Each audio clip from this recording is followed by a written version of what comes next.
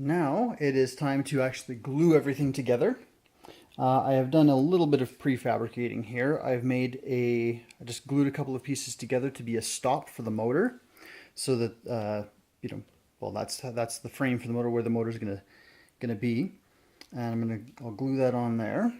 Actually, I'm gonna start right with that. So I need to make sure that the leads for the motor are right there. A little bit of space, okay. So about right there. Yes, this is an assembly video, so you can see my technique, because that's what's all important here, isn't it? Okay. Go. Yeah, so all this is doing is just going to keep the motor where it is. When I put this in permanently, I will glue the motor into here. For now, I think I might just give a little tack right there. So I made it there so that the rubber band has space. Now I am going to put another something right there to keep the rubber band on, or at least try to help. Maybe right here. Yeah, I'll make a guide for it so that it stays on there. Now on this end, I've got a couple of Lego pieces here. These are actually broken, but for some reason I've kept them all these long years. So I'm going to put those on there, and there's nothing else reinforcing them, so I'm going to put a lot of glue on there. I've got these spools that I talked about, and just have stuck them through there, and right now they're mostly guiding. I'm probably not really going to need to glue them on. If you're saying right now that is not going to be enough glue, yeah, you're right. I'm just getting it in place here. Got the motor there, and it should line up with the rubber band when I get it on there.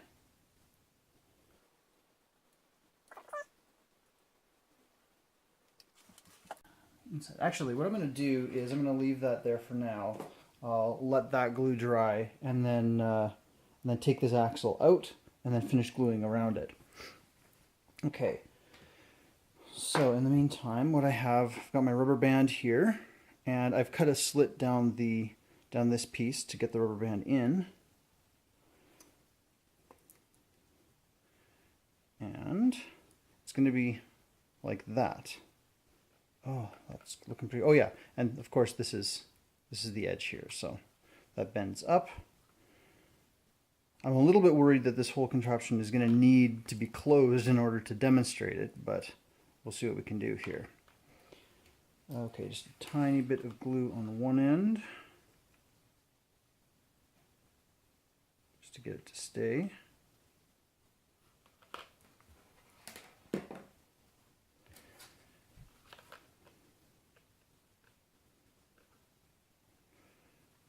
And yeah, it's a little awkward.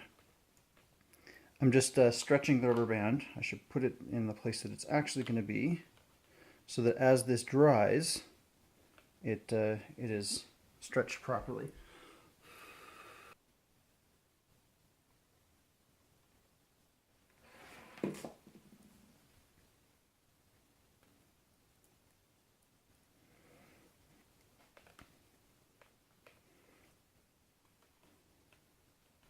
There.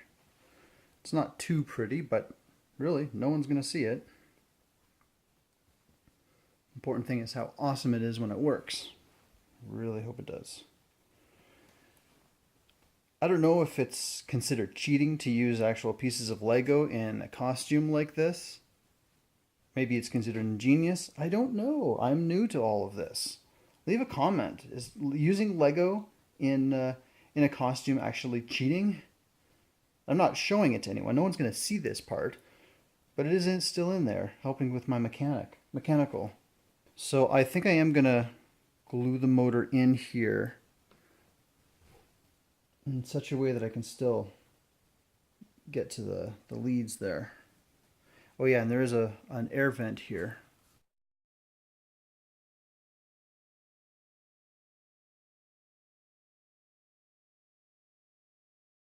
Bring it out a bit to make sure that there's clearance for the rubber band and for the leads against the wall. The wall is going on itself there, so that's just right there.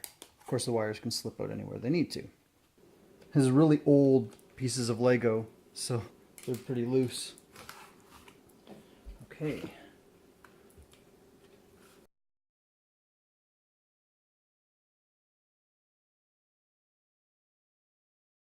There.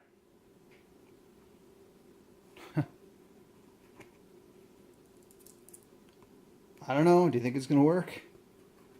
It looks pretty cool from the other side. Like very, very clean.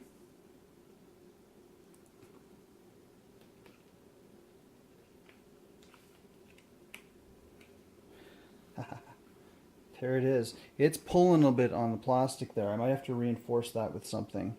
Like put some reinforcements there. And is that going to spin? It totally is. Whoops. Please don't do that. You know, it's at a bit of an angle there. I am going to have to adjust it. Like put pressure on. Yeah, because, well, I'm messing around with it here too, of course. So yeah. Okay. So I am just going to let this finish drying.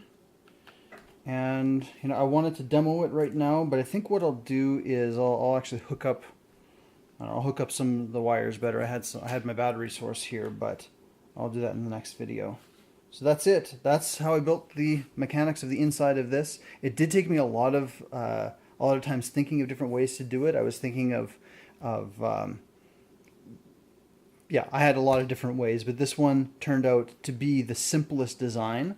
So just a bit of advice for you there is that a simple design in something like this, as long as it works, that's probably your best design.